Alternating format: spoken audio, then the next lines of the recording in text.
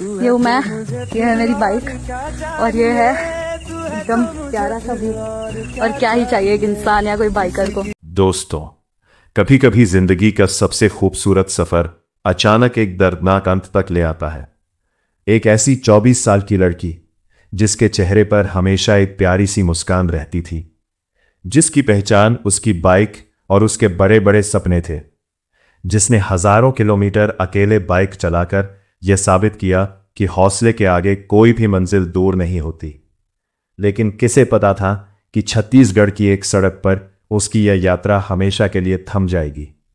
आखिर कौन थी रिद्धि ठक्कर? उन्होंने बाइकिंग की दुनिया में अपनी पहचान कैसे बनाई? बस्तर की इस ट्रिप पर आखिर क्या हुआ? आइए जानते हैं रिद्धि ठक्कर की पूरी कहानी, शुरुआत से लेकर उस मनहूस हादसे तक। रिद्धि ठक्कर मूल रूप से महाराष्ट्र के मुंबई शहर के कांदिवली वेस्ट की रहने वाली थीं। उनकी उम्र महज 24 साल थी, लेकिन इतने कम समय में उन्होंने अपनी एक अलग पहचान बना ली थी। रिद्धि को बचपन से ही घूमने फिरने का शौक था, जो आगे चलकर बाइकिंग के जुनून में बदल गया। उन्होंने लंबी लंबी यात्राएं करना शुरू कर दिया था।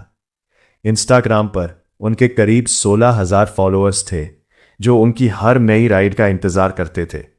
उनकी तस्वीरों में सिर्फ खूबसूरत वादियां नहीं होती थी, बल्कि यह संदेश होता था कि जिंदगी को खुलकर जियो और अपने सपनों का पीछा करो। मीडिया रिपोर्ट्स के मुताबिक रिद्धि पेशे से मेकअप आर्टिस्ट थीं, लेकिन उनका असली सुकून 2 पहियों पर सफर करने में था। 12 अगस्त की सुबह भी कुछ ऐसी ही उम्मीदों के साथ शुरू हुई थी। रिद्धि अपने 23 सदस्यों के बाइकिंग ग्रुप के साथ रायपुर से बस्तर के लिए रवाना हुई। इस ग्रुप में ज्यादातर लोग बाइक्स पर थे, जबकि 3 सदस्य कार से चल रहे थे। सभी लोग बेहद उत्साहित थे, क्योंकि रास्ते में खूबसूरत घाटियां और जंगल उनका इंतजार कर रहे थे। लेकिन धमातरी पार करने के बाद ग्रुप थोड़ा बिखर गया। लगभग 17 राइडर्स आगे निकल गए, जबकि रिद्धि और कुछ अन्य साथी थोड़े पीछे रह गए। उस वक्त किसी ने नहीं सोचा था कि यह सुहाना सफर कुछ ही मिनटों में एक बड़े हादसे में बदल जाएगा। सुबह करीब 6 बजे छत्तीसगढ़ के NH 30 पर मरकाटोला घाट के पास रिद्धि अपनी बाइक से आगे बढ़ रही थी। तभी पीछे से आ रहे एक तेज रफ्तार ट्रेलर ने उनकी बाइक को जोरदार टक्कर मार दी। टक्कर इतनी जबरदस्त थी कि रिद्धि सड़क पर गिर गई और गंभीर रूप से घायल हो गई। हादसे के बाद ट्रेलर चालक मौके से तुरंत फरार हो गया। पीछे आ रहे साथी बाइकर्स और स्थानीय लोगों ने तुरंत मदद की। डायल 112 पर सूचना दी गई और एम्बुलेंस की मदद से उन्हें पहले चारामा स्वास्थ्य केंद्र ले जाया गया।